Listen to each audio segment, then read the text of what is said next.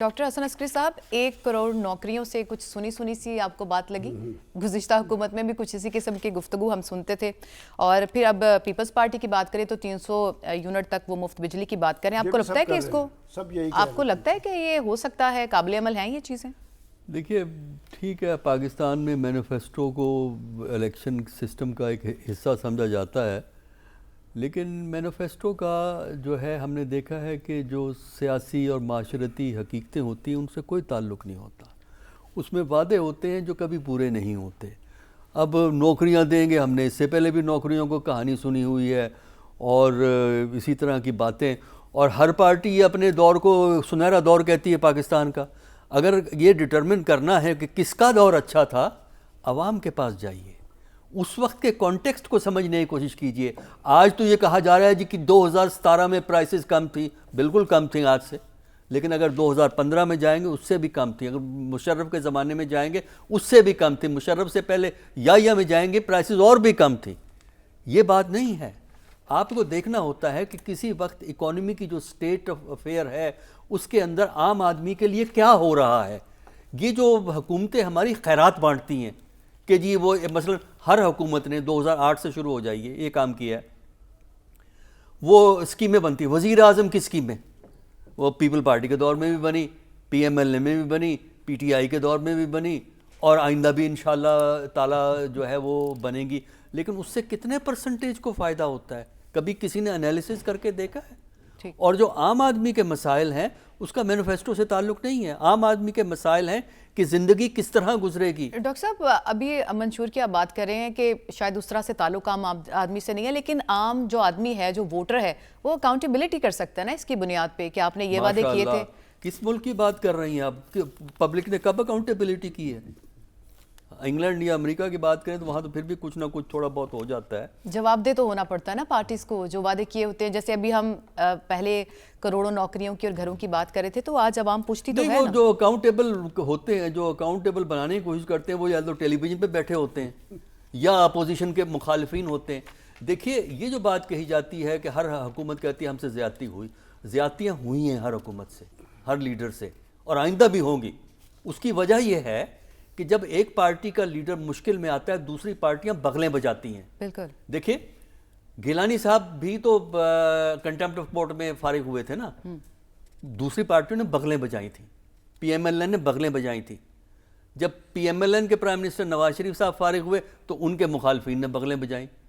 जब इमरान खान साहब मुसीबत में आए तो अब भी यही हो रहा है। जब तक सियासतदान एक बुनियादी पॉलिटिकल फ्रेमवर्क पे एग्री नहीं करते, जब तक एक कोड ऑफ कंडक्ट, कहते हैं इलेक्शन का कोड ऑफ कंडक्ट होता है, हमारे सियासतदानों का भी कोड ऑफ कंडक्ट हो, अगर ये आपस में एक दूसरे को गिराने के लिए, हर काम करने के लिए तैयार होने की आदत छोड़ दें तो सब मजबूत हो जाएंगे। किसी वजीर आजम को निकाला नहीं जा सकेगा, किसी भी हुकूमत को तोड़ा नहीं जा सकेगा। गलतियों की और इन गलतियों से सीखने पे हम आगे जाके बहस करेंगे। आपका पॉइंट आ गया। डॉक्टर साहब, जिस तरह अभी हम नवाज शरीफ साहब की बात कर रहे थे कि उन्होंने कहा कि ये गलती हुई, कुछ रियलाइजेशन का प्रोसेस से वो आज गुजरे थे, उसका जिक्र कर रहे थे।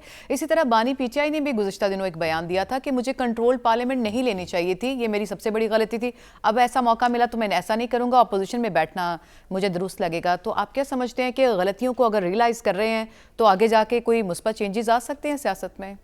गलतियों पे तकारीर कर रहे हैं, रियलाइज़ कर रहे हैं, ये हमें नहीं पता। देखिए, तारीख़ से इसलिए हमारे सियासतदान सबक नहीं हासिल करते कि हर सियासतदान ने और हर पार्टी ने अपनी अपनी तारीख़ बनाई हुई है, अपनी तारीख़ खुद लिखते हैं, यानी उसमें अपनी मर्ज़ी की चीज़ें डाल के अपने आप को जस्टिफाई जो है वो करना होता है। लिहाजा तारीख़ से कोई सबक नहीं लिया। आप भूल गए हैं 1988 से 1999 में 2 पार्टियों की हुकूमत थी, पीपल पार्टी और PMLN की हुकूमत, और वो किस तरह एक दूसरे के सियासी खून के प्यासे थे, किस तरह एक पार्टी दूसरी पार्टी की हुकूमत को हर कीमत पर गिराने के लिए खुश थी, और जब वो प्रेसिडेंट डिसमिस करता था एक पार्टी की हुकूमत को, दूसरी पार्टी बड़ी खुश होती थी कि जा बहुत अच्छा किया आपने, जब करप्ट हैं, बेईमान हैं, धोखेबाज हैं। अच्छा, अब आप आ जाइए बाद में 2008 से, अब शुरू कर लीजिए, देख लीजिए इनका बिहेवियर क्या है। अगर तो ये बजाय इसके कि अपनी गलतियां माने, ये अल्लाह को हाजिर और नाजिर जान के एक तो जमहूरियत के जो असूल हैं उस पे अमल दरामद करें, अपनी पार्टियों के अंदर भी और दूसरी पार्टियों से गुफ्तो शनीद के मुकाबले के लिए या काम करने के लिए। ये अगर करेंगे और रेस्ट्रेंट से काम लेंगे, देखिए जो असेंबलियों में धींगा मुश्ती होती है ये कोई बाहर से आके करता है? कौन करते हैं? ये पार्टियों वाले करते हैं ना। कौन सा प्रेसिडेंट है जिसने बड़े आराम से अपनी तकरीर डिलीवर की है? हर प्रेसिडेंट जब तकरीर करता है उसकी मुखालिफ पार्टी उस तकरीर पे उधम मचाती है। तो ये क्या चीज़ें हैं? किससे सबक हासिल किया है?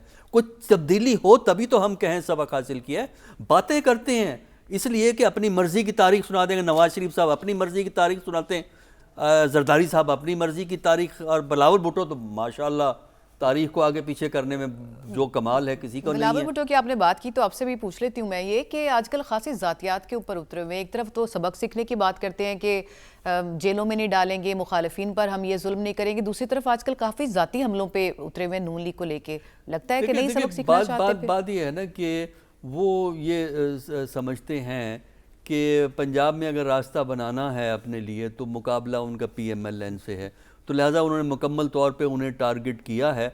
और ये हमारी पॉलिटिक्स का एक स्टाइल है, हम पर्सनलाइज्ड अटैक करते हैं, लीडरशिप को अटैक करते हैं, और जो अटैक करता है पार्टी में वो पॉपुलर होता है। हर पार्टी में मैं आपको हर पार्टी में बंदों के नाम दे सकता हूँ, लीडरों के, जिनको आप टेलीविज़न पे भी देखते हैं, जो दूसरी पार्टी के वो भद उड़ाते हैं कि अल्लाह की पनाह है, और ये हर पार्टी में मौजूद है। तो जब तक ये तरीक़ाकार आप नहीं बदलेंगे उस वक्त तक पाकिस्तान में जो है सियासत इम्प्रूव नहीं करी, बल्कि नौजवानों का जो रूडनेस बढ़ी है उसकी भी बुनियादी वजह यह है कि हम सियासतदानों को आपस में लड़ते देखते हैं, एक दूसरे पे गंद उछालता देखते हैं, टीवी के प्रोग्रामों में लड़ाइयाँ देखते हैं हम। तो ये जब तक आपका बिहेवियर डेमोक्रेटिक नहीं है, जब तक आप डेमोक्रेटिक कल्चर नहीं अडॉप्ट करते, जब तक आपके रवैये बेहतर नहीं होते, सिर्फ ये कहना कि वो हमने ये नहीं करना चाहिए था, हमें वो नहीं करना चाहिए था, वक्त निकलने के बाद बात करने का कोई फ़ायदा नहीं है। फ़ायदा उस वक्त है जब सिचुएशन हो, वहाँ आप मैग्नेनिमिटी सही शो करें।